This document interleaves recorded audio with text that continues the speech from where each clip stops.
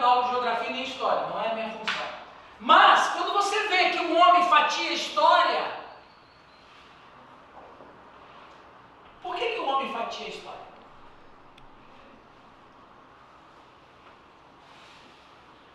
Porque ele está procurando a resposta.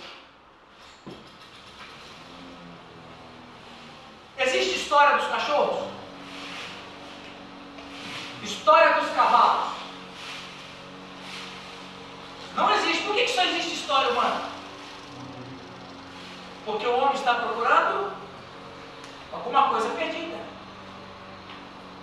O que está perdido? O reino. O governo de Deus. Perceberam? Ou seja, a própria ciência secular está dizendo que tem uma coisa errada com a humanidade. E o que está errado com a humanidade? Ela perdeu um governo importante, o governo de Deus. E aqui esse slide fala exatamente disso, que nós vivemos num mundo caído e maltratado pelo pecado. Nós vivemos numa história sobre queda e fracasso. Eu fiz um desenho, ele é escatológico, mas que cabe perfeitamente para a nossa situação. Eu gostaria muito que você prestasse atenção no que você vai ver. Eu tracei aqui a linha histórica da humanidade: criação, queda e restauração. Ok?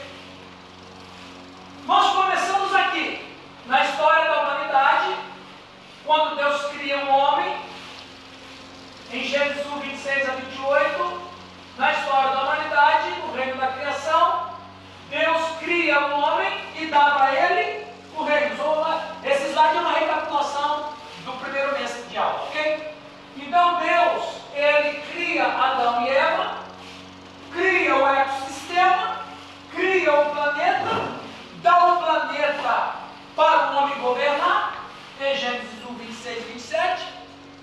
Então, o homem começa a governar. Quanto tempo ele governou a gente não sabe, porque a gente não sabe quanto tempo foi a queda, da criação até a queda. Então ele governa até que ele faz o negócio com a serpente, que é o diabo.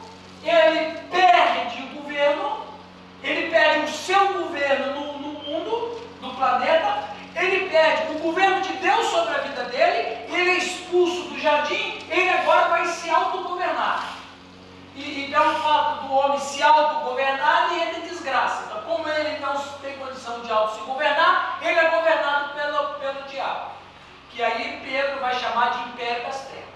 Então agora o homem vive um reino à parte de Deus. Ele não tem mais o reino de Deus, Deus não governa ele está debaixo de outro governo, que o próprio Jesus vai chamá-lo de príncipe deste mundo.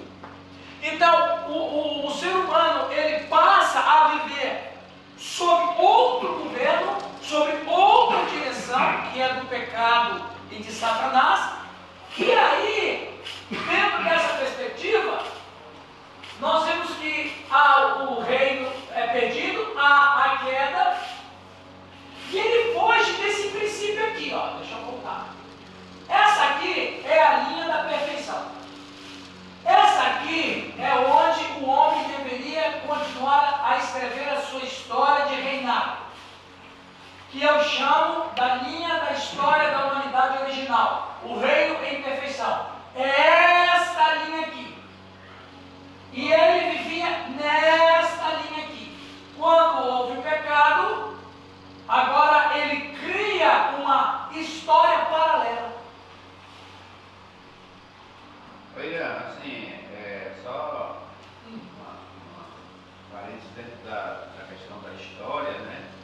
Eu acho assim que é super importante que os líderes, pastores, eles tenham esse pano de fundo, porque sem esse pano de fundo, eu acredito que o cara fica bem perdido com relação à contextualização das suas da própria história. Exatamente, exatamente. Você falou uma coisa importante. Porque se os pastores, as pastoras, os missionários, as missionárias tivessem pano de fundo, é muito mais fácil ele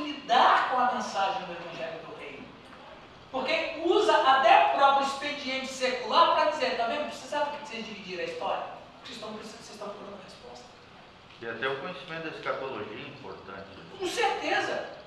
Ó, preste atenção. Sabe quem foi o único sujeito na história? E a gente precisa falar da história, porque nós vivemos num reino caído, na história caída. Sabe qual foi o único sujeito na história universal que disse que os reinos não são cíclicos? Porque na antiguidade, todos os impérios da antiguidade, eles acreditavam na reencarnação. Ou seja, a reencarnação nunca tem fim. É um ciclo permanente.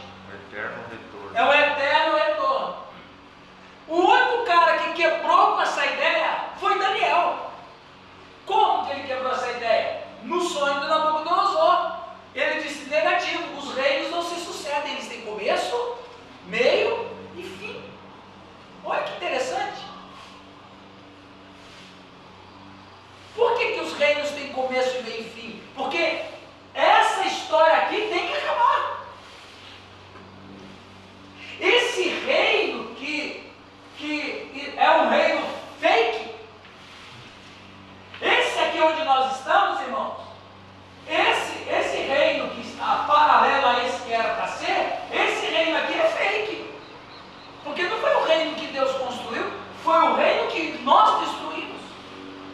Então nós criamos uma história paralela, uma história caída, um reino das trevas, do mal, onde impera a maldade, e aqui a gente vai observando todas as mazelas do homem, porque ele está no império do mal. Ele faz parte do império das trevas. Mas, quando Cristo veio a esse mundo, ele acrescentou um dado novo na história. Por quê? Porque, agora, olha o conflito. Eu gostei muito da palavra que o Hilton usou. Olha o conflito que nós vivemos.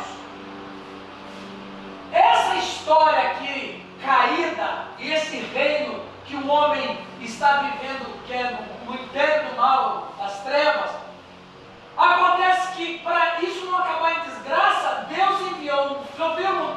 Quando Jesus Cristo vem a esse mundo, ele traz o reino de Deus. Agora nós temos dois reinos presentes nessa história caída que se conflitam. O que Satanás não sabia? Satanás sabia que viria o Messias. Satanás sabia que o Messias viria para salvar o homem do pecado. Satanás sabia que o Messias prometido de qualquer maneira viria. Ele tentou atrapalhar ao máximo. A gente viu isso em Cristologia. Só que o que Satanás não sabia é que o Filho de Deus que nasceria traria o reino com ele. Peraí, nós somos enganados.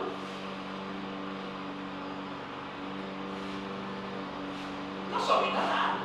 É essa a questão que o demoniado gadareno faz para Cristo.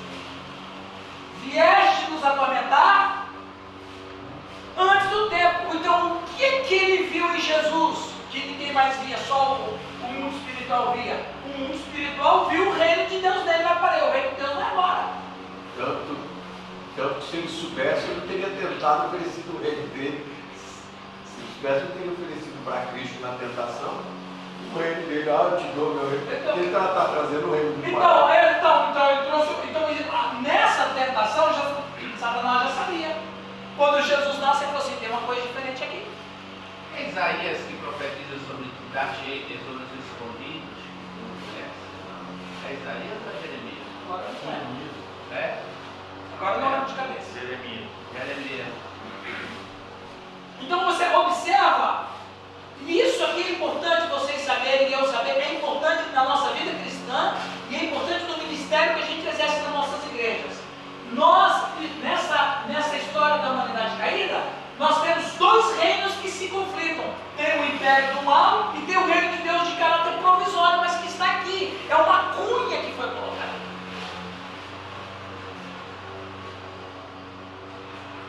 Então, Isaías vai dizer: o povo que andava em trevas viu grande luz, e o povo que andava na região da sombra da morte viu resplandeceres a luz. Então, Cristo vem, traz o reino, e aí começa um conflito do reino de Deus em caráter provisório. Conflito do reino de Deus com o império do mal que já estava aqui. E aí você vai entender muitos textos bíblicos, como aquele de Mateus 12, que tem um valente no lugar, na casa, mas o mais valente chega. Então você tem o mais valente que amarra o valente. Então, vocês estão observando o negócio? Então quer dizer, para o reino de Deus ser absoluto na segunda vinda, na primeira vinda, Jesus já traz ele de forma provisória. E aí a gente vai entender quando ele disse que aquele que crê em mim tem vida eterna.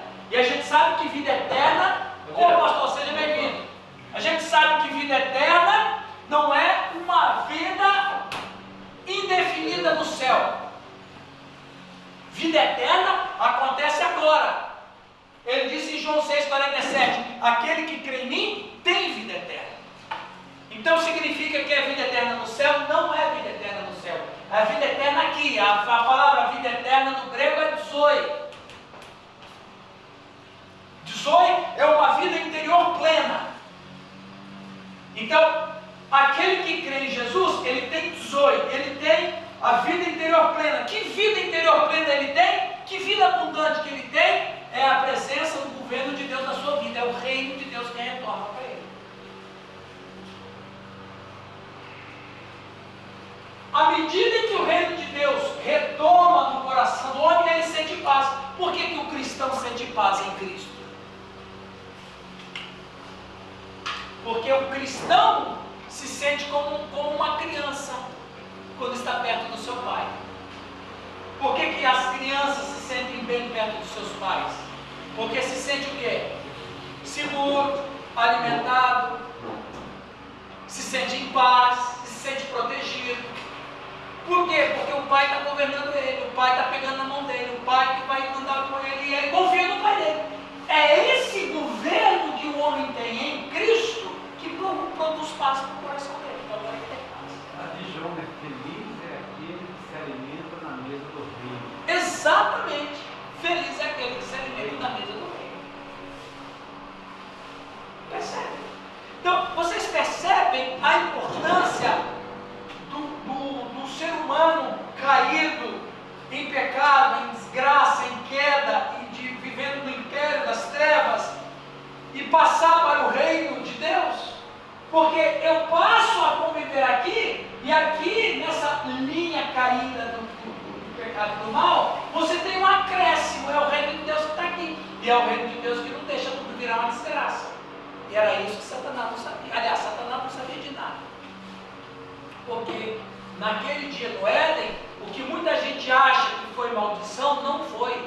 Na verdade, a presença de Deus no Éden confrontando os nossos pais foi um anúncio de redenção. Porque condenados eles já estavam desde a hora que eles comeram o fruto. Aliás, Deus já havia proferido a condenação antes até mesmo do pecado, quando Deus disse para Adão para evitar comer daquele fruto, senão eles iriam morrer. Então, a condenação Deus já tinha anunciado. Depois que eles comeram, então eles se condenaram. Então Deus não vai condená-los uma segunda vez, porque eles já estavam condenados. Deus, quando chega no jardim, não chega para condená-los. Deus chega no jardim, Giovanni, para anunciar a redenção. Olha que coisa mais linda. E a queda foi consciente, né, pastor? Foi, ele sabia que ia cair. E mais ainda, quando Deus chega no jardim e faz as perguntas a Adão onde está, não é que Deus estava querendo anunciar maldição. Deus disse agora as consequências virão, mas nem tudo está perdido. E era isso que Satanás não sabia. Peraí, eu fui enganado. E por que Satanás tem ódio? Eu já falei isso para vocês e vou falar de novo, para bater na cabeça de vocês. Deus não tem inimigos. O diabo não é inimigo de Deus, só pode ter inimigo entre iguais. Quem é semelhante ao Senhor? Ninguém, então ele não tem inimigos. Agora, o diabo é inimigo nosso, ele é inimigo do ser humano, porque ele é um ser criado como nós somos seres criados. Então essa ideia de dizer que Deus e o diabo, por que o judeu nunca acreditava no mal? Por que o judeu não acreditava na existência do diabo? Porque se o diabo existe como provedor do mal, então ele é um Deus.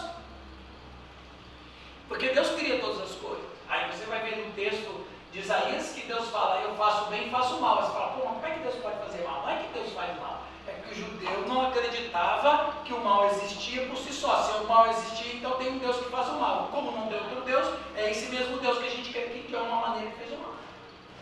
Então, quando a gente observa, o diabo não é inimigo de Deus e Deus não é inimigo do diabo. O diabo é nosso inimigo. Deus não tem inimigos, simplesmente assim. Mas é que nós, brasileiros, latinos, somos apaixonados por essas crendices interessantes que tem por aí. Então, o diabo, veja bem, Isaías 14 vai dizer, olha só, por que, Marcos, que o diabo tem tanto ódio de você? Deus, ele está lá no céu, na eternidade, ele lida com Deus, ele convive com Deus, ele adora a Deus. E aí tem uns líderes de louvor que amam dizer que Satanás era o chefe da música, eu não sei de onde tiraram isso. Ele era ministro do louvor. Ministro do louvor, eu sei que ele era ministro do louvor. Mas e aí vão a mais. Nossa, você sabe por que tem conflito nos grupos de louvor das igrejas? Porque Satanás, não é Satanás, é a vaidade do cara, é o desejo dele ser melhor que todo mundo. É isso aí que não tem nada com o diabo. É igual a cachaça, só fortalece o caráter. Exatamente, ele só potencializa o bicho que está lá dentro do sujeito. Então veja bem, ele olha para Deus, ele vê Deus governando com amor, cheio de amor, possui amor, mas o que ele inveja? O poder. Rogério, por que ele não quis amar como Deus amava? Por que ele não almejou ser bom como Deus era? Por que ele quis? Por que ele quis o governo? Por que ele quis o poder? Aí veja, lá Isaías vai dizer que ele falou o quê? Ele falou assim, eu subirei mais alto que as mais altas nuvens. Isso. Serei como o Altíssimo. Serei como o Altíssimo, terei o poder do Altíssimo, terei a glória do Altíssimo, terei o governo do Altíssimo.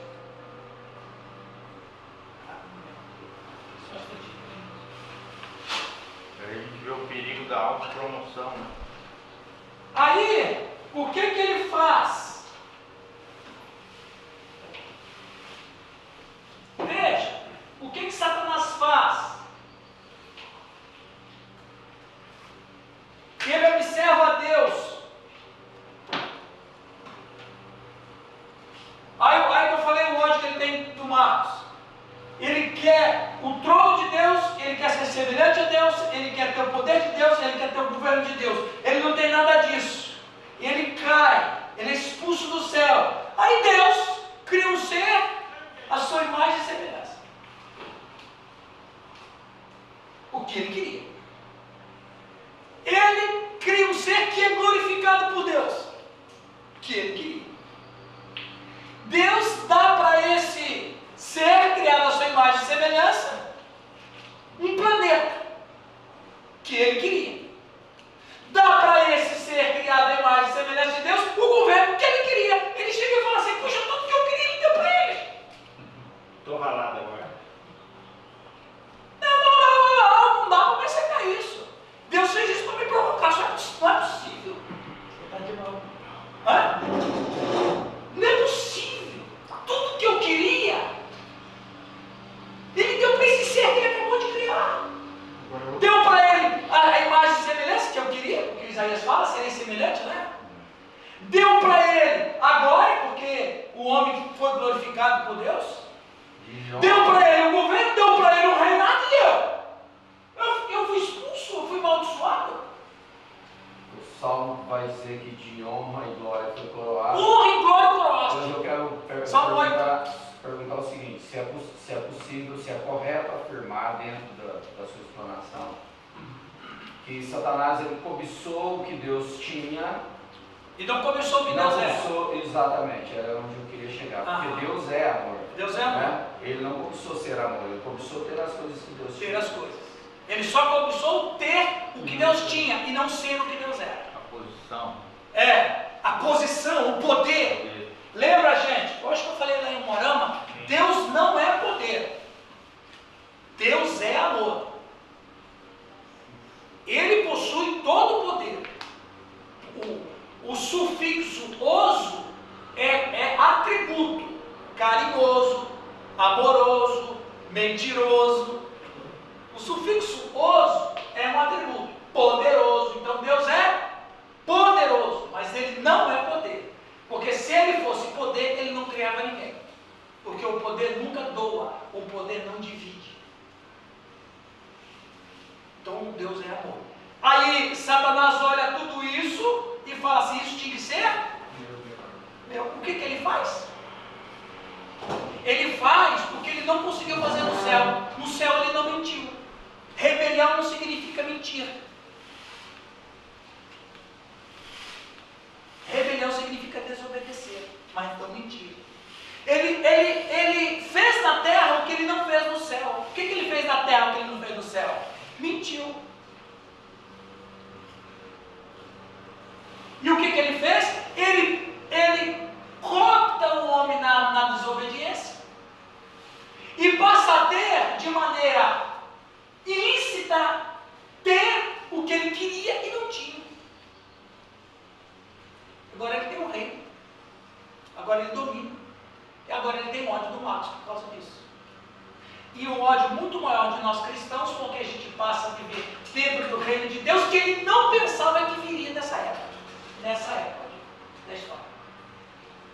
Foi imediato, né? Hã? Foi imediato. Foi imediato. Pô, mas aí não, aí é demais. Então você observa.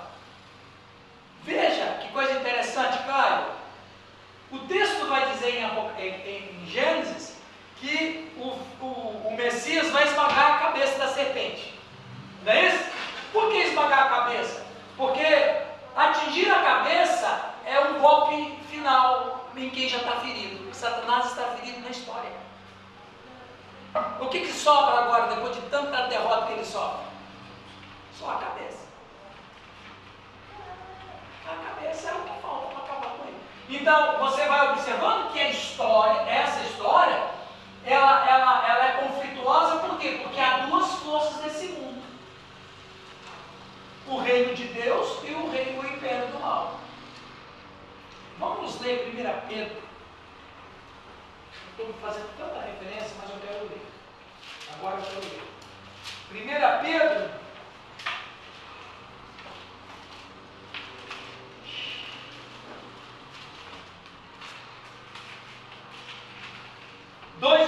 Alguém leia 1 Pedro 2:9. Por favor, alguém? Mas vós sois a geração eleita, o sacerdócio real. Pausa. Sacerdócio real. Já começa com a ideia de reino. Não é? Esse sacerdócio aqui, presta atenção. Não é religioso. É um sacerdócio real. Não é religioso. Continua, Marcos. A nação santa, o povo adquirido, para que anuncieis as virtudes daquele que vos chamou das trevas para a sua maravilhosa luz. Exatamente. Então, você observa esse reino de amor. Agora, e aqui? Como é que acontece? Então, nós estamos vendo aqui, agora aqui tem essas duas forças que estão lutando para que o homem possa entrar no reino. Aí aqui acontece um monte de coisa. Satanás, como sempre, vai tentando atrapalhar o reino de Deus. Vai semeando choro. Enfim, vai fazendo o que ele pode fazer. Aí o reino de Deus em caráter provisório, ele está presente nessa linha. Nós temos o princípio das dores, que são sinais da vinda, e a vinda, a parousia, é a absolutização do reino. Né? Você lembra do texto de Apocalipse, capítulo 5? Quando João está tendo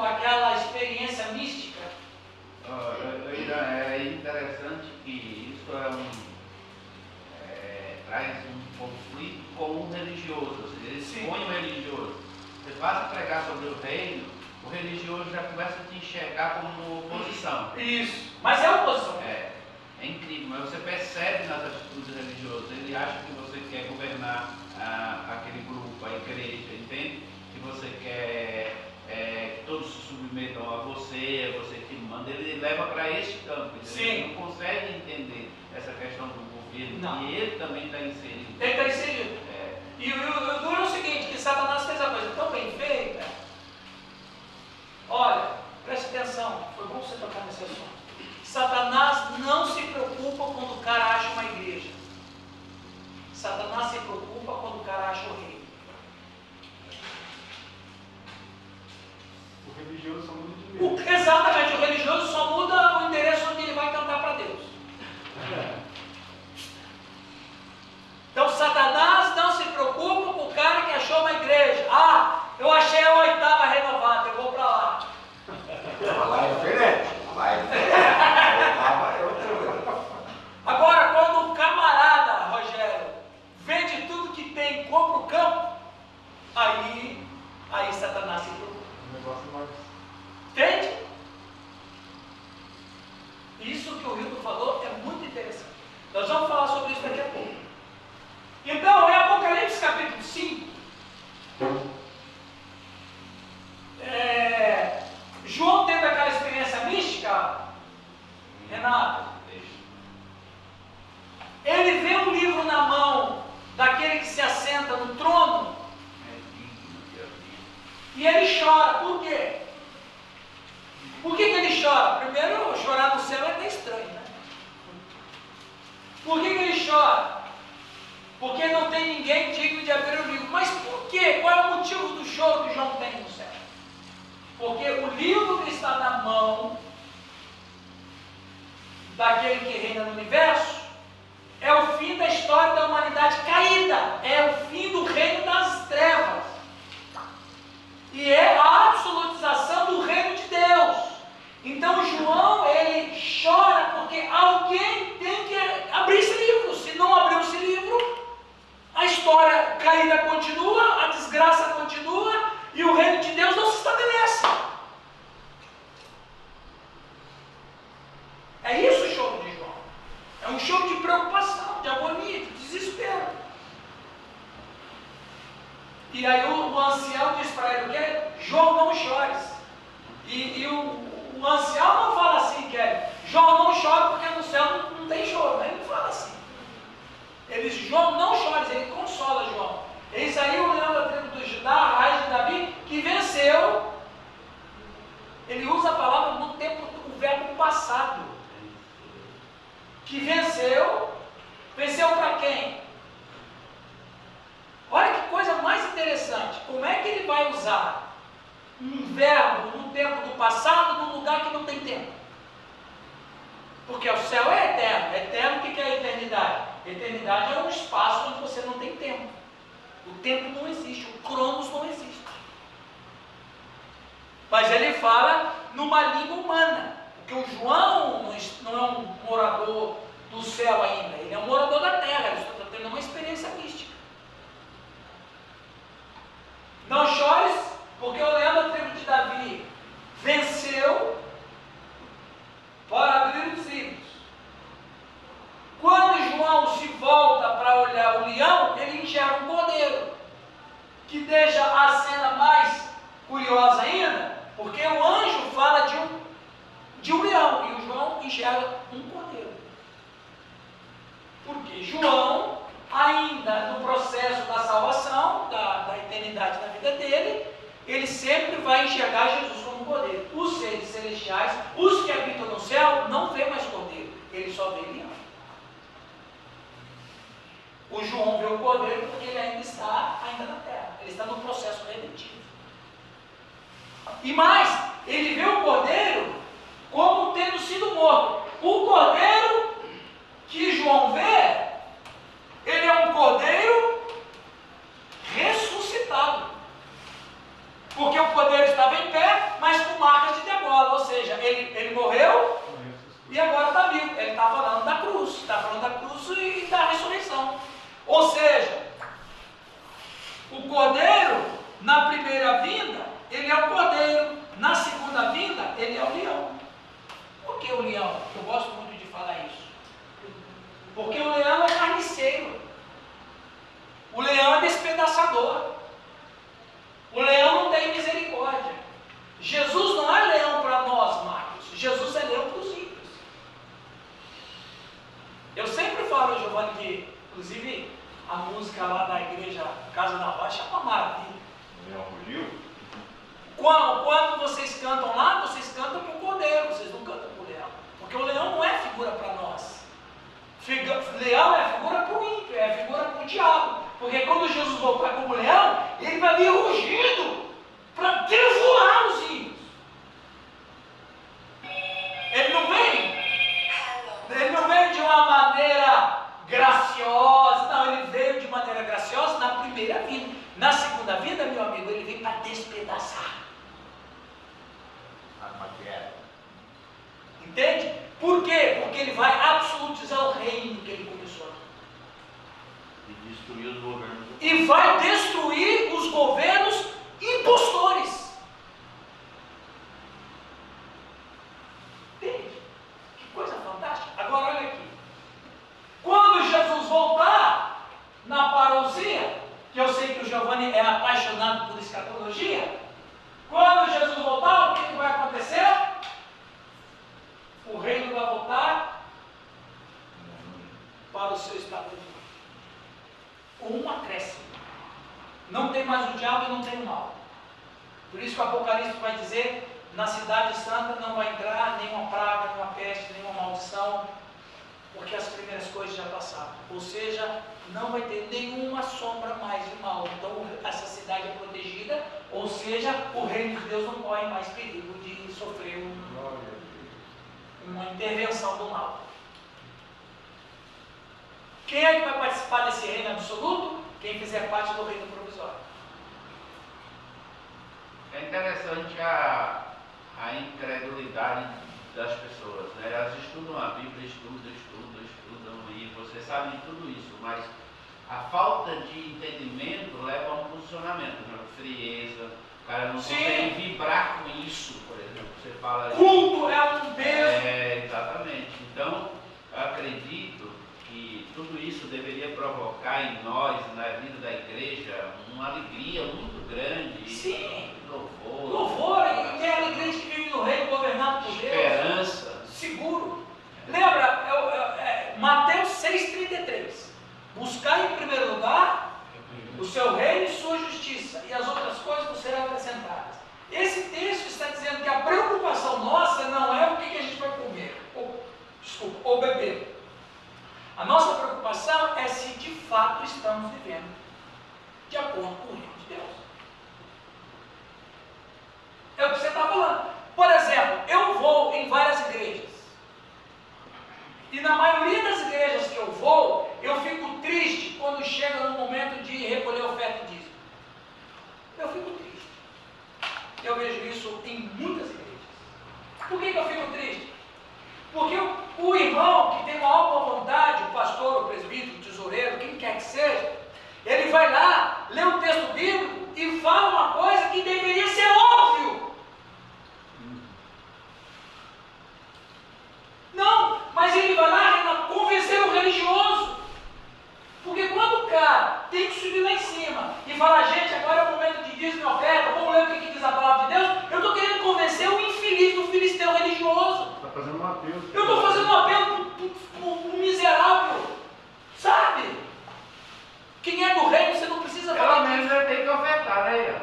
Não, mas veja, ele não só tem, ele precisa ser um dizimista, viu? Um dizimista e um ofertante, por espontaneidade do reino. Não que o Milton tem que ir lá e falar, irmãos, ó, a Bíblia diz em Provérbios, encher, Deus vai transbordar o seu celeiro. Você está convencendo o religioso, Milton. Porque aquele que é dizimista, que o reino de Deus está dentro do coração dele, para ele você está perdendo tempo falando isso. Ele já sabe. Como também é perder tempo eu dizer no púlpito que você tem que perdoar, que você tem que amar, que a gente tem que orar pelos enfermos, que a gente tem que pregar o evangelho. Quem é do reino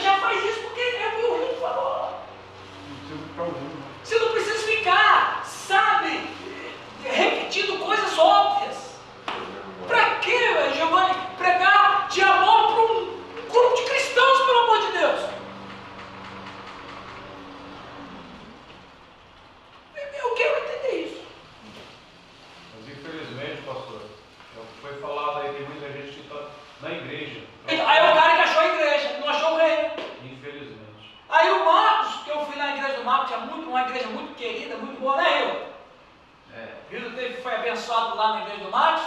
Aí você chega numa igreja onde a liturgia é pesada, onde até Deus tem que pedir licença para entrar. Tem igreja que é assim, né? Tem. É uma solenidade tão grande que Deus tem que estar na hora que... Não é verdade? Então, quer dizer, o Mateus aqui está terminando o seminário, daqui a 3 meses ele vai ser um pastor, um teólogo pastor. Aí o Mateus vai chegar lá na igreja dele. Se o Mateus, no começo do ministério dele, não ensinar o reino no grupo, no rebanho que ele tem, está perdido. Ele vai ter que passar a vida inteira falando: irmãos, a gente tem que perdoar, a gente tem que amar, a gente tem que ser decidido. Quer dizer, falar coisas óbvias para um cara que não precisa ouvir. Então, quando eu prego essas coisas, estou pregando para quem? O cara que achou a igreja, mas não achou o reino. Está vendo?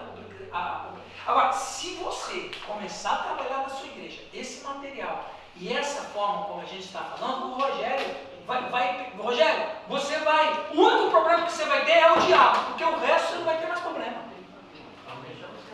Você não vai ter mais problema de ficar implorando para o cara dar o dízimo, você não vai ter mais problema de ficar implorando para o irmão perdoar, você não vai ter mais problema de ficar falando: irmão, nós temos que orar nos hospitais. Não precisa mais. E mais, o duro é que a gente fica barganhando, Sidney, com o irmão: olha, se você fizer isso, Deus vai te abençoar. A gente piora a situação do cara. Exatamente. Cara, senão, o pastor Nilton, nós temos uma corrente de 7 dias de oração. Eu vou lá, se Deus vai me dar, é outra conversa, mas eu quero ir. O problema é que ensinamos ética, não os valores do reino. Nós passamos o tempo ensinando ética para o povo. Você aprendendo a ser bom, pagar suas contas, né, direitinho. Então quer dizer que sem querer, Zé Carlos, a gente vai dando religião pro cara, em vez de a gente dar reino. Vai nutrindo a religiosidade dele. Fala, Rogério. Então, nós temos uma questão de extrema importância sendo tratada por um grupo muito pequeno de pessoas, né? Certamente estão interessadas. E quando eu olho para o cenário sociológico que nós vivemos no Brasil, dentro desse parâmetro religioso, e esse cenário político é proposto a nós, e esse desafio que nós temos de ser cristão nesse tempo, nós temos, eu estou procurando o caminho de enxergar a minha chamada, minha vida ministerial como um ramo novo da videira, porque tem coisa que não adianta mexer, porque é perda de tempo. Você tem que injetar uma coisa nova. Agora, nós recebemos essas pessoas, esses que migram de ministério para ministério. Nós temos uma função importantíssima, que é não perder essas pessoas para o diabo, curar essas pessoas, né? E nós recebemos agora no início final da década de 80, essa teologia da prosperidade que no Brasil, que massacrou o ensino verdadeiro da palavra de Deus. Exatamente.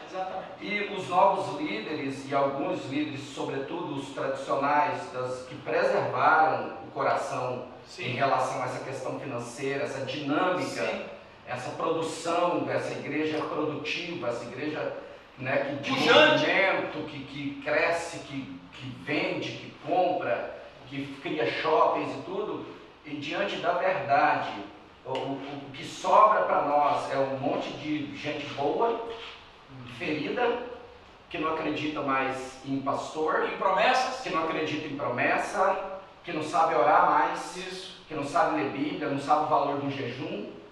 O texto, se não tiver alguma promessa, a pessoa desfalece num culto, se o culto durar mais de 45 minutos, a pessoa fica dieta, ela toma água 18 vezes, então, diante de toda essa explanação, é sufocante a gente pensar que a carreira que nos é proposta, ela tem essa dor, essa angústia de a gente ter que sair daqui arejado, com munição, mas ir para um ambiente praticamente inóspito, onde você levanta o ministério, você vira concorrente.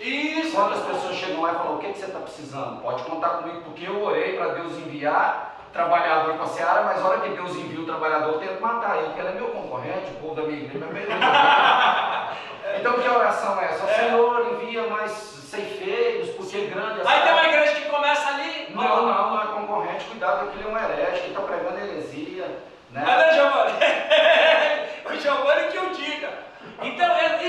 agora você disse uma palavra na sua fala que eu achei muito importante. O que eu vou fazer com o cara que está na minha igreja? Eu vou tratar ele com o reino de Deus. Desconstruir, né? Você falou, Zé, nós temos que desconstruir o que ele acredita para injetar algo novo. Então, uma dica, né, pastoral é a gente trabalhar a carta de Paulo aos Gálatas, principalmente. Que é uma carta assim que arrebenta com a religiosidade. Daqui a pouco eu vou falar E de muda paradigmas, né? muda total. Muda a essência do que é o Evangelho. O cara vai chegar para o Giovanni e vai falar assim, pastor, conta comigo, você quer que eu comece o ministério de visitação, de evangelização? É isso que vai acontecer. Então, isso é possível? Claro que é, porque quando o reino chega, meu amigo, ele renova tudo. Mas para ele chegar, o Marcos tem que ensinar. Né? Para terminar essa parte aqui, perceberam aqui, esse desenho ficou claro para vocês da história? O religioso se escandaliza até com o pastor que pedala, né? Tem razão, né? Ó, O cara não pastoreia mais. não, e o pior não é isso. O Já pior vai usando aquele shortinho, né? não, shortinho. shortinho. Vamos pegar. Não, aquela coisa, aquele colã justinho. E o cara ainda coloca no grupo, redescobri o meu ministério pastoral na bike. E quer que os irmãozinhos escandalizem. Fariseus estão em todos os lugares. Né? Pedalando voa Canaã. Pedalando bom pra Canaã, nem caminhando ele vai. Deus, ele faz um puto da bicicleta, bota a bicicleta no altar. Não duvide. Vai ter lá na Entendeu aí? Entendeu aí? todo mundo de uniforme e depois vai sair pro pedal. Não duvide. Para entender bem a origem do reino de Deus, é preciso para discernir 3 conceitos básicos. Eu levei isso para a igreja de Giovanni no final de semana, mas não sei do primeiro. Então vamos rapidamente aqui.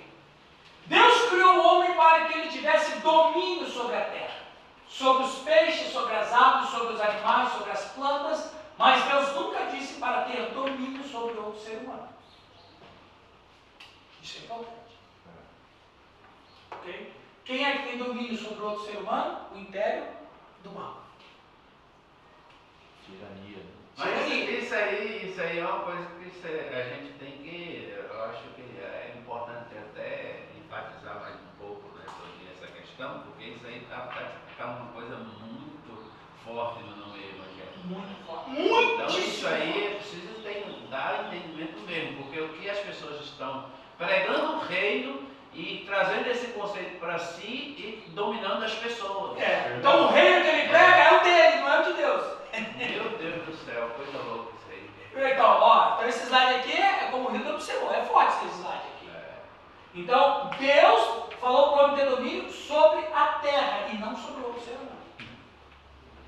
Que é o princípio da escravidão. É o princípio da escravidão. Escravidão é quando um homem domina outro homem, tirando as suas liberdades, as suas capacidades. E você tem a escravidão. Explorando ele. A escravidão que começa nos povos antigos e ela continua hoje de várias maneiras, e uma outra forma de escravidão é o comunismo. Até casar. Porque o comunismo é uma escravidão também.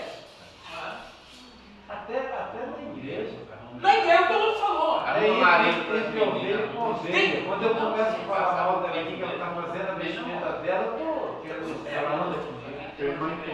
Manipular, por exemplo, eu fiquei sabendo de alguns testemunhos de uma pessoa, de algumas pessoas que saíram de determinadas igrejas, porque se ele tinha que vender o carro dele, ele tinha que pedir para o pastor.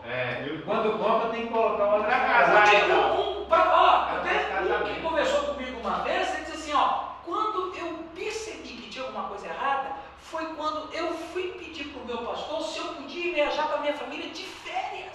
O pastor Renan, lá em Jacurá aconteceu isso. Já aconteceu isso? Nós recebemos um casal lá, e quando eles vinham pedir autorização para sair de férias, pediram autorização. Eu falei, mas como assim? Eu falei, não, porque na igreja que a gente veio, para a gente sair de férias, a gente tinha que pedir permissão do pastor. E você sabe qual é o nome dessa teologia? Eu não quero entrar no mérito da questão aqui, nem quero debater isso, porque não é tema do nosso estudo.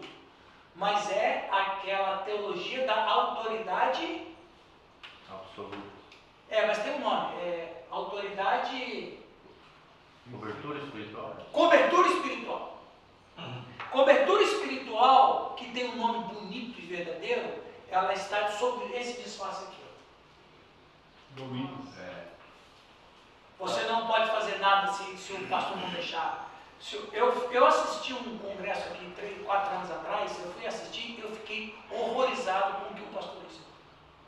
Veio um pastor de Brasília, o cara trabalha com cobertura espiritual, mas não é cobertura espiritual bíblica, é cobertura espiritual isso aqui. O camarada falou, se você vai viajar de férias, tem que pedir para o seu pastor. Eu fiquei horrorizado. Fala, Rogério, por favor. É inevitável lançar um assunto desse aqui.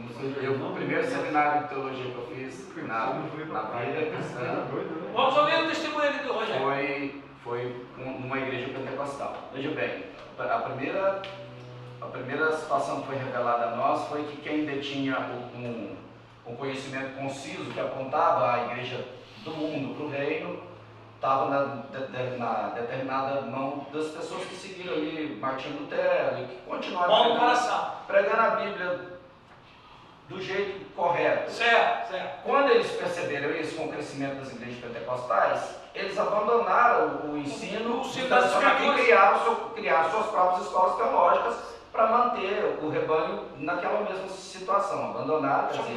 As pessoas que aprenderam teologia para essas mega igrejas aprenderam do jeito correto, estão ensinando do jeito errado. Mas o fato é que isso é um veneno. Claro que é. Porque o que estava, hipoteticamente, só no movimento pentecostal, ele agora transcende para as grandes comunidades. Sim. Que são, eu tenho um amigo que Deus chamou com uma obra linda, fundou uma igreja, está chegando a 1000 membros agora, em 12 anos. E ele, há 4, 5 anos atrás, ele se conectou com essa cobertura espiritual de uma igreja de Goiânia. E agora tudo que eles fazem, eles pagam royalty para a igreja. Eles têm que comprar um material didático, eles têm que ensinar, eles têm que assistir um vídeo por semana do pastor e falar. E agora eles não chamam mais as ovelhas de ovelhas, chamam de filho. E é uma linguagem tão violenta que esses caras estão vendendo esse modelo para as igrejas. Fala, você quer crescer a sua igreja? Exatamente. E paga X% da arrecadação aqui? Então veja bem, literalmente a gente volta... Esse aqui, ó. Se torna um negócio. É franquia da fé. É a franquia da fé. Né? Exatamente. É onde a gente se encontra praticamente no meio de novo, né? A gente volta para o mesmo lugar de novo. Sabe esse espírito, irmãos? Esse é o espírito do papismo. E o povo gosta. É o espírito do papismo isso aí. Infelizmente o povo gosta. E por que gosta? Gosta porque eles têm alguém sobre eles que diz o que eles têm que Exatamente. É consumo religioso. Se alguém diz o que você tem que fazer, você não é mais responsável pelos seus atos. Não, exatamente. É muito fácil. É muito É fácil. alguém que responde tudo. O Caio matou o pior na coceira.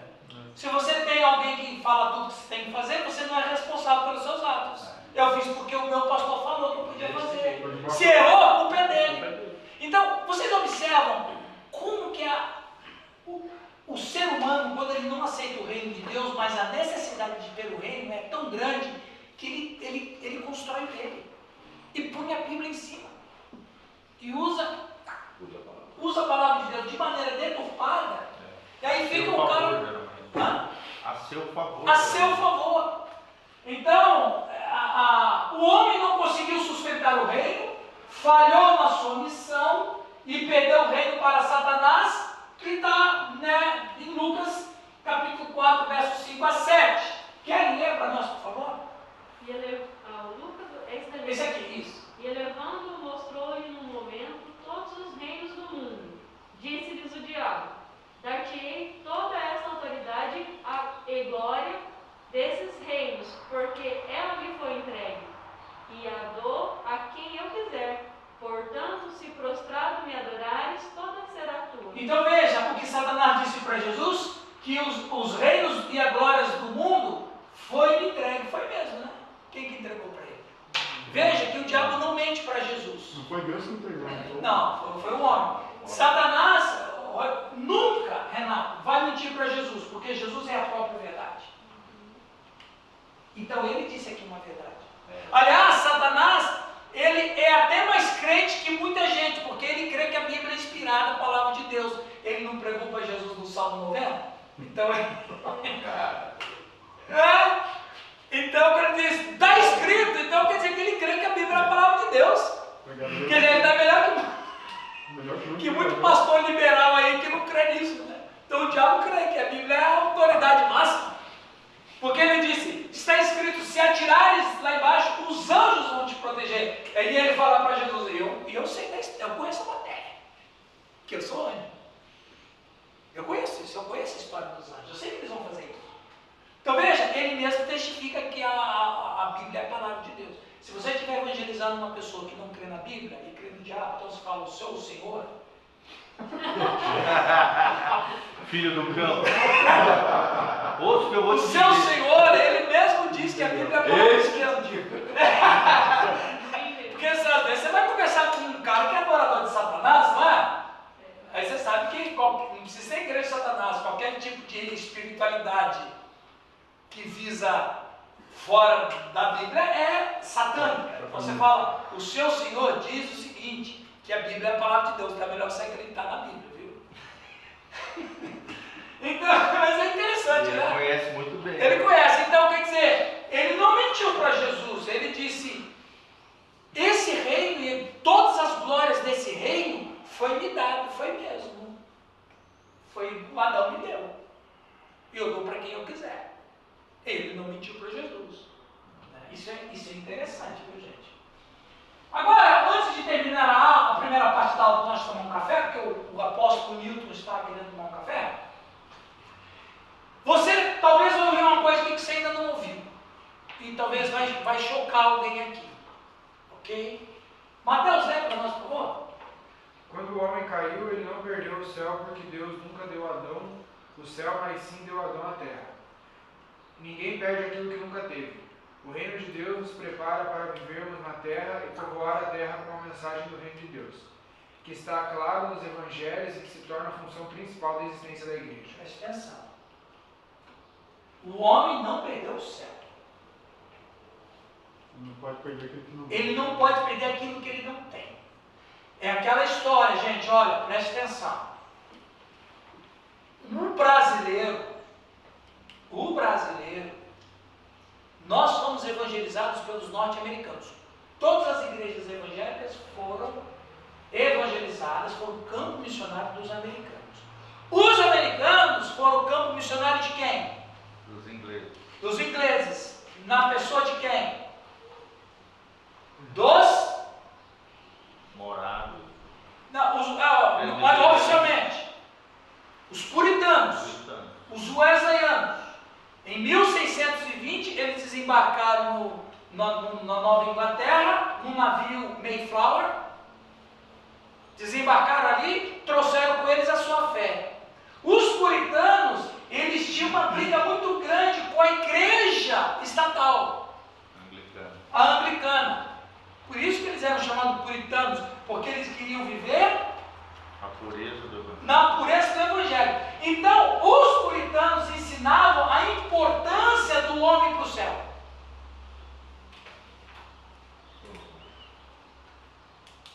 Eu estou falando de 1600, século 17. Quando eles vão para os Estados Unidos, eles levam esse conceito para os índios. O que eles dizem para os índios? Vocês têm que ir para o céu.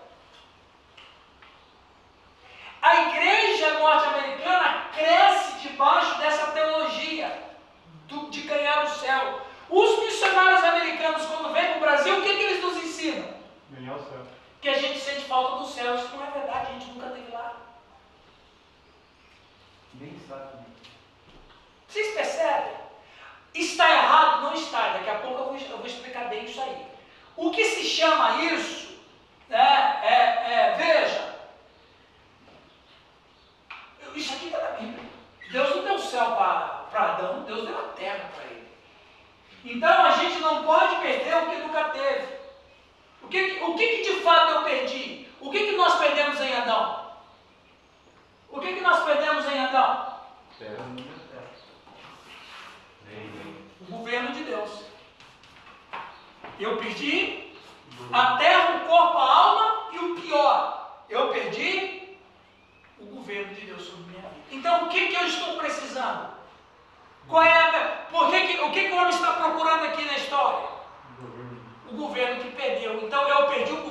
Deus, não o céu. Então o brasileiro é apaixonado, é romântico, tem hinos lindíssimos que falam que o céu, ele foi. Veja, isso é romantismo, isso não é bíblico. E também não é heresia. Ele só é romântico. Que nos funerais, fulano voltou para casa. Lá nunca foi nossa casa. Nunca foi nossa casa. Eu sei que parece que eu estou falando uma bizarrice aqui, mas eu estou abrindo o livro para vocês. O céu nunca foi nossa casa. O céu é morada de Deus. Mas eu vou falar do céu ainda. Porque na verdade, olha, a morte, que significa separação, a morte foi uma coisa que não estava no script original. E eu vou fazer uma afirmação aqui, eu quero, como o Rogério falou, eu quero provocar vocês para depois explicar. Os caras que dão mais trabalho na igreja são os caras que vão para o céu. E é verdade. O que se acha? Entendeu? Não é isso não, é pior do que se acha. E o cara vai mesmo, mas ele que dá trabalho para nós. Veja bem aqui, ó. Quem lê esse versículo aqui? Sede benditos do Senhor, que fez os céus e a terra. Os céus são os céus do Senhor, mas a terra deu a ele aos filhos dos homens. Salmo 115, 15 e 16. Qual é a saudade que a gente tem? A gente tem uma saudade de viver nesse mundo com perfeição. Essa é a saudade que a gente tem. Essa é a grande saudade que a gente tem.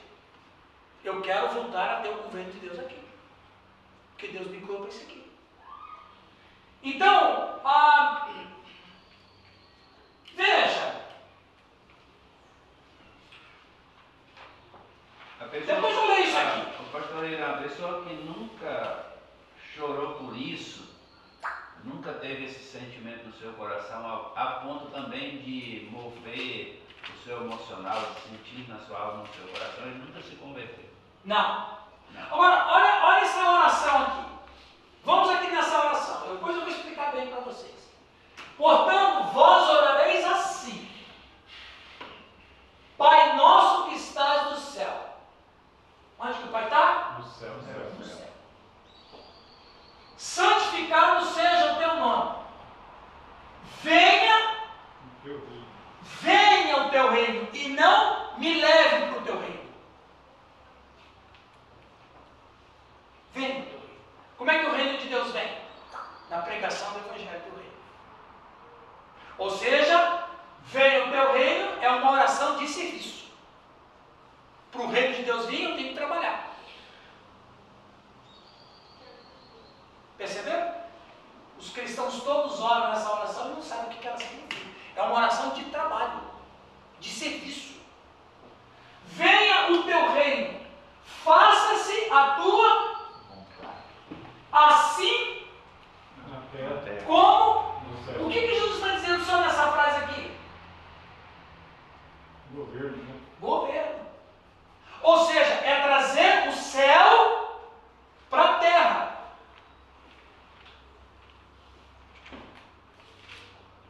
Faça-se a tua vontade. É a vontade do rei que impera. O pão nosso de cada dia dá-nos hoje, que o rei dá. Agora olha aqui, perdoa-nos as nossas dívidas, assim como temos perdoado aos nossos devedores. O que Jesus está dizendo aqui é que no reino de Deus só é possível entrar por causa do perdão. E mais, preste atenção no que você vai ver. Todo o universo e o planeta com que a gente mora e tudo que nos cerca só está sustentado pelo perdão. É o perdão que sustenta o universo. É o perdão que sustenta a nossa vida nesse mundo. Jesus disse uma frase que ela ecoa até hoje no universo, ribomba no universo. Pai, perdoa-lhes, porque não sabem o que fazem. Essa frase do Senhor está ecoando até hoje no universo. E é essa frase que sustenta o universo.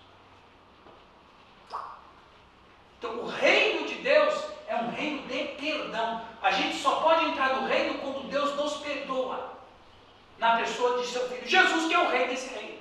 Para isso precisa ter o arrependimento. Tem que ter o arrependimento, metanoia, mudança de pensamento. Não vou viver mais com as configurações minhas, eu vou viver com as configurações do reino de Deus. E não nos deixe cair em tentação. Mas, em tentação, qual tentação? De deixar o reino. E abrir mão disso.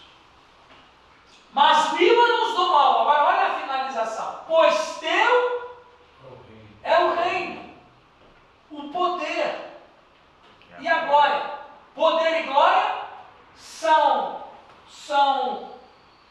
virtudes que estão presentes onde? No reino. Poder, a glória de um reino só existe por causa do seu poder. Qual é o poder que o reino de Deus tem? Poder de libertar o homem do mal, poder de salvar o homem da condenação, poder de dar uma nova vida para o homem, poder de renovar e restaurar a sua vida, poder de destruir as obras do diabo.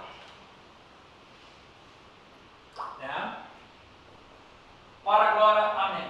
Aqui, voltando a falar do céu, a principal obra da conversão é o pecador se reconciliar com Deus.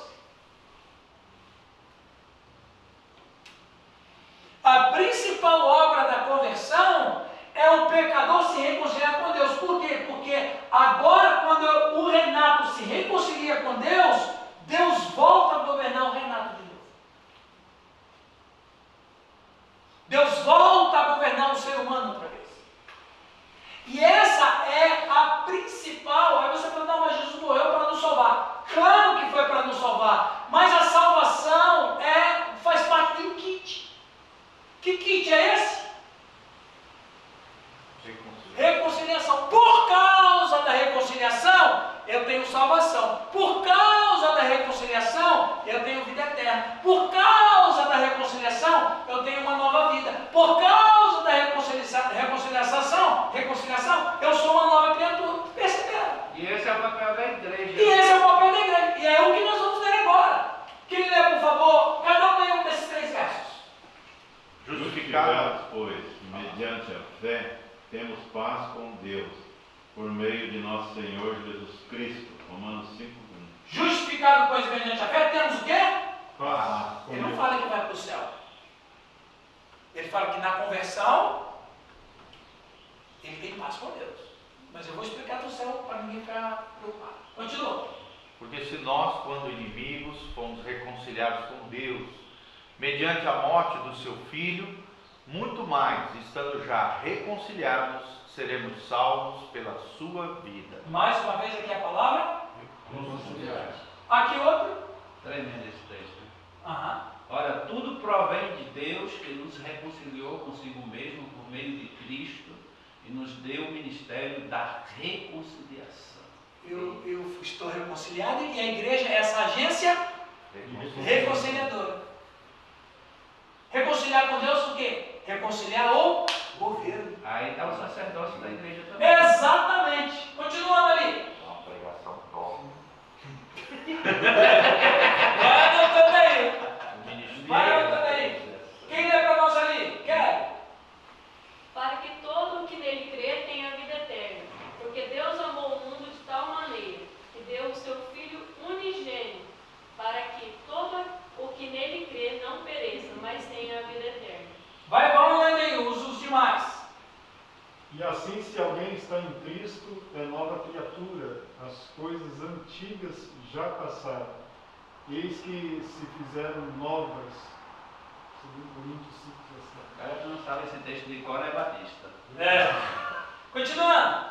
A saber que Deus estava em Cristo reconciliando consigo o mundo, não imputando aos homens as suas transgressões, e nos confiou a palavra da reconciliação. Mais uma vez. Outro aqui. Agora, porém, você conciliou no corpo da sua carne, mediante a sua morte, para apresentar-vos perante ele santos, inculpáveis e irrepreensíveis. Preste atenção, meus irmãos.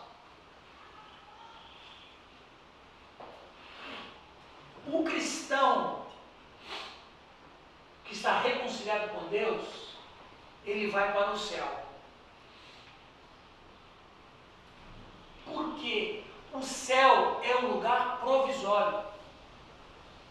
Tem um versículo que eu não sei quantos de vocês já pararam para fazer uma série de questionamentos a esse texto. João 14:1. Não se turbe vosso coração. Crede em Deus, crede também em mim. Na casa do meu Pai há muitas moradas. Se assim não fosse, pois vou. Ou seja, eu vou dar um jeito, que é o céu não é para vocês. Eu vou fazer algo provisório. Porque senão ele não teria falado desse jeito. Ele disse, eu vou preparar, quer dizer, não está pronto. Eu vou fazer um puxadinho lá. Por quê? Porque a alma do ser humano, ela não pode ficar, ele não pode ser um Gasparzinho. Ficar vivendo nesse mundo, porque esse mundo não diz respeito mais àqueles que morreram. Então a alma do cara, ou ele vai esperar a volta de Jesus no céu, ou ele vai esperar a volta de Jesus no inferno. Ou seja, quando Zé Carlos se reconciliou com Deus em Cristo, de brinde veio o céu, e não o contrário. O céu não é nossa morada definitiva, o céu nunca foi nossa morada. O céu é um lugar provisório para o rio, porque Jesus está trabalhando lá para preparar uma casinha que ele está preparando. Muito melhor. Claro. O quê? O que Deus tem para mim é muito Claro, melhor. muito melhor. Então, o que olha, gente, olha que o Rildo falou uma pérola. O que é muito melhor? Algo que eu nem imagino. O que é muito melhor, a gente não imagina, mas a gente pode falar o que a Bíblia diz. A gente não imagina, mas a gente pode falar o que a Bíblia diz. O que diz Apocalipse, nós teremos corpos glorificados, não teremos mais nenhuma chance de cair em pecado, o diabo não estará presente, estaremos nesse mundo renovado, transformado, glorificado, e o Senhor estará conosco e nós teremos Aleluia! Isso é o melhor que Deus tem para nós. Ninguém vibra aqui, irmão, esse povo está na região pura. Tá. Oh, Deus, tira. Então veja, a morte, ela entrou na nossa experiência, mas não estava no Isso aqui era para todo mundo falar em língua de fogo, cara. O pior que é, rapaz. Viu? Olha esse assembleiano disfarçado de batista. Esse é. Então veja, o céu é um lugar provisório para nós. Ele não é morada definitiva nossa. Porque quando Jesus voltar, Paulo disse que nós, que as almas dos que estão lá virão com ele para ressuscitar o corpo dos crentes. Onde vai haver novo céu, nova terra, onde habita justiça. Então, se habita justiça nessa nova terra, é porque vai ter seres humanos aqui. Sim. E quando ele fala que vai haver justiça, significa o quê? Que vai haver relacionamentos, mas os relacionamentos serão perfeitos. Oh, glória, aleluia. Isso é o melhor de Deus para nós. Ei, Senhor. Então, só pode participar desse reino absoluto quem fizer parte do reino provisório. E eu só posso entrar no reino de Deus provisório me reconciliando com o rei.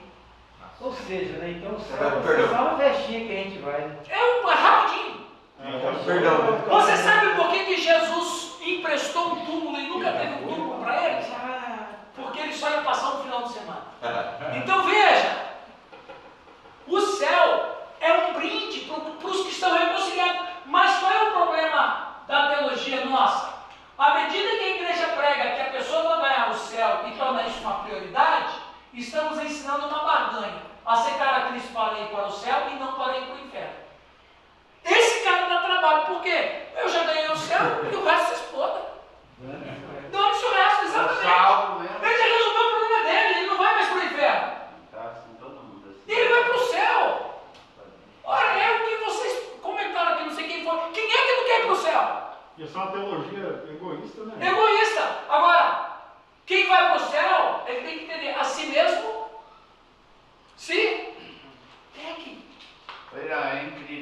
nesses ambientes, porque eu me relaciono bastante, né? Com pessoas não crentes. E você também, eu acho. O esporte faz isso, a gente muito, ter acesso a muitas pessoas. E por várias vezes as pessoas dizem assim, ô Rildo, mas por que, cara, tu é diferente? Eles falam, né, comigo. Eu falo, por que eu sou diferente? Cara, fulano era meu amigo, não sei quantos anos, andava comigo, o cara se converteu. Cara, mas o cara tá chato demais. Esse rapaz, eu cansei de ouvir isso. Gente, isso dói no coração da gente. Porque a pessoa respeita Jesus deveria melhorar, não piorar. Não piorar, exatamente. Piorou. O cara tá no meio da boa, ele já relaxou. Isso é verdade. O cara disse que se converteu, vai para uma igreja, se torna chato, larga os amigos, não senta mais com ninguém. Porque é roda de ímpio, entendeu? Isso. Ele aprendeu na igreja que agora ele tem novos irmãos, o mundo não presta. Exatamente. Essa coisa toda. Mas por que, Rio? Porque ele ganhou o céu. Ô, Rio, ele ganhou o céu, ele não quer mais nada. Tá dando trabalho. Esse cara dá trabalho. Começa a odiar os ímpios, odeia as pessoas. Exatamente. Que não conhecem a Deus. O cara quer transformar todo mundo, né? Do jeito dele, né? Do jeito Quer dele. converter o ímpio, você não amar o ímpio. Então, presta atenção, irmãos. Está sendo claro para você que Ganhar isso se aqui? não se relaciona também. Mas isso acontece desde quando, nos tempos de Jesus. Tem uma igreja, uma assembleia aqui em discussão. Desde quando Jesus curou os 10 leprosos, um voltou para a presença do Isso. Os outros saíram fora. Porque o Às vezes o cara ganha o céu, mas ele nem quer saber do reino, ele só quer. Não, é a proposta da religião, entendeu?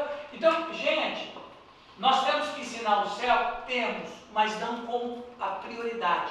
Nós temos que ensinar o quê? O que a Bíblia diz. O que a Bíblia diz? Reconciliados. Como diz aquele hino do cantor cristão, reconciliai-vos já. Glória,